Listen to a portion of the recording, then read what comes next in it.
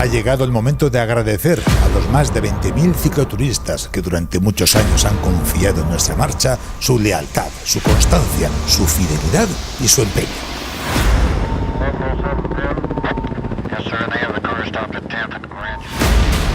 La marcha Ciudad de Valencia se transforma en un evento único, porque un 88% de los participantes han votado a favor un nuevo recorrido que será atractivo, exigente, espectacular. Ha llegado el momento de pasar página, crear un antes y un después, hacer historia.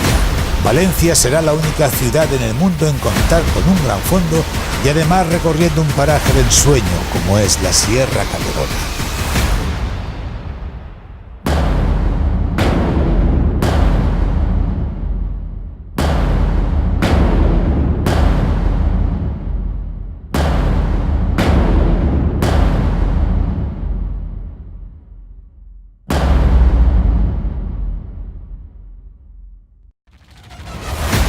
Con salida y llegada a la Marina de Valencia podrás disfrutar de 3 distancias.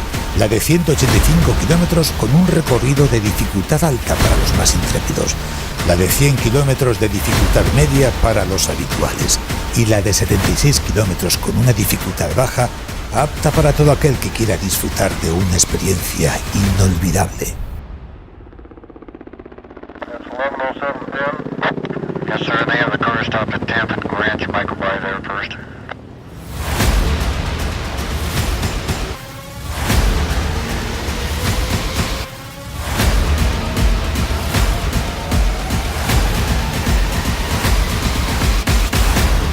Bienvenidos al estreno de la marcha Ciudad de Valencia, Gran Fondo 2019.